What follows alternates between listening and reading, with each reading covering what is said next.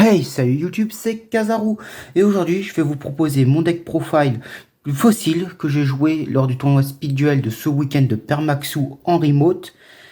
Donc les spécificités de ce tournoi, c'est qu'on a le droit aux cartes de Speed Duel Midden Destruction en x3 en appliquant la Limited Ban List en Europe.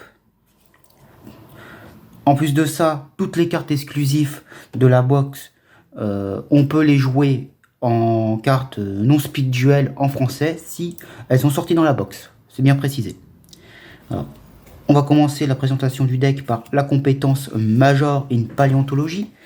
Elle nous permet, en bannissant face verso une carte de notre main, de placer un compteur dig sur elle.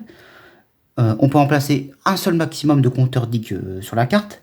Si un de nos monstres fusion fossile a été détruit par effet de carte, on replace un compteur fossile sur elle. Et on fait quoi avec ce compteur dig? Le compteur dig, on le retire pour pouvoir invoquer par fusion un monstre fusion fossile depuis notre cimetière ou celui de l'adversaire pour invoquer un monstre fusion fossile. Alors, pour ce faire, on a 3 soldats météo qui, lui, lorsqu'il est envoyé au cimetière, nous permet d'ajouter une fusion fossile ou une carte qui la mentionne, excepté elle, depuis notre deck à notre main. Donc, fusion fossile n'est pas au speed duel, c'est pour ça qu'il y a la skill. Mais il y a d'autres cartes, comme le dit liste, qui listent fusion fossile dans leur texte, qui sont tutorisables derrière. Je vous montrerai laquelle après. Et une fois par tour, durant la end phase, cette carte perd 600 d'attaque. À la 2000, fallait bien qu'il y ait un petit contre-coup à la carte. Ensuite, pour avoir des monstres dans le cimetière, on va jouer un petit package guerrier magnétique avec 3 delta, 1 bêta. Delta permet, lorsqu'il est invoqué normalement ou spécialement, d'envoyer un monstre guerrier magnétique depuis notre deck au cimetière. L'avantage, c'est qu'il peut s'envoyer lui-même. Donc bêta, il est juste là pour compléter les 3 delta. Ou c'est une carte free pour pouvoir être switché en side deck. Ensuite, on va jouer 2 murs des illusions. Donc qui est un monstre démon pour pouvoir être joué dans ma version. C'est que je joue une version qui a besoin des démons. Et c'est à l'heure actuelle le démon le plus efficace que j'ai trouvé en termes d'attaque et d'effet. Il y en a qui vont me dire il y a Sphère Kuribo qui est très joué. Oui, mais il a très peu d'attaque. Il a 300 comparé à Mur des Illusions qui en a 1000. Et Mur des Illusions, ça fait quoi? Ça nous permet, qu'un monstre frappe Mur des Illusions, après le calcul de dommage, on le renvoie à la main. On va commencer à parler des magies avec 3 Time Stream, qui est donc la carte qu'on va tuto avec Soldat Météo. Ce qu'elle fait cette carte, elle nous permet de cibler un monstre fusion fossile qu'on contrôle, le sacrifier et invoquer spécialement un monstre fusion fossile avec 2 niveaux de plus. C'est ce qui permet d'invoquer nos gros monstres dans le deck. Pour toujours alimenter le cimetière, on va jouer 2 sacrifices inutiles, qui me permet d'envoyer un monstre du deck au cimetière. Donc ça peut être nos soldats météo pour ensuite tuto time stream, ou mur des illusions pour pouvoir avoir notre démon dans le cimetière. Pourquoi dans le cimetière? On va jouer 2 convocations ténébreuses, excusez-moi. Elle nous permet d'invoquer par fusion un monstre fusion de l'extra deck qui nécessite d'être invoqué spécialement par fusion des ténèbres, en bannissant les monstres nécessaires depuis notre main ou cimetière. Je vais vous montrer quand je parle de l'extra deck de la carte qu'on va invoquer. Ensuite, 3 typhons d'espace mystique. Donc on a le droit de la jouer x3 du coup. Donc c'est ma semi-proxy vu qu'elle est en française. Elle nous permet simplement de détruire une magie piège adverse. Enfin détruire une magie piège tout court. Ensuite on va jouer une offrande damnée.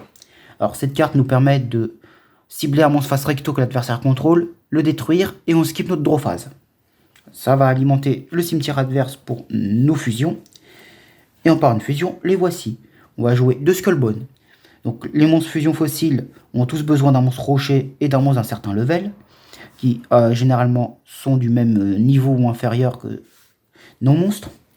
Et ils ont un effet sur le terrain en battle phase et dans le cimetière. Les effets de Skullbone, c'est qu'ils tapent 2 monstres par battle phase. Et s'il est dans le cimetière, on peut la bannir pour aller chercher un time stream depuis notre deck à notre main. Donc il est niveau 4. En niveau 6, on va jouer 2 Skull Knight. Skull Knight, donc inflige dommage perçant. Et s'il détruit son combat, il peut réattaquer une seconde fois derrière. Et son effet dans le cimetière, c'est qu'il peut se bannir pour pouvoir péter un monstre adverse. Et niveau 6, qui dit niveau 6 dit niveau 8 pour Time Stream. Donc le dragon fossile Skullgio. Donc elle nous permet, alors qu'il a que des effets en battle phase, déjà il inflige dommage perçant. Il inflige dommage doublé au combat. Et il peut switcher l'attaque et la défense du monstre qu'on attaque. On va dire que c'est une belle machine à OTK. Ce qui est dur à invoquer, c'est qu'il faut un monstre rocher et un monstre de niveau 7 ou plus dans le cimetière adverse. Là où les deux autres, c'était un monstre de niveau 4 ou moins et un monstre de niveau 5 ou 6. Donc, limite, ces deux-là, on peut les faire avec notre propre cimetière. Celui-là, on peut le faire seulement avec le cimetière adverse.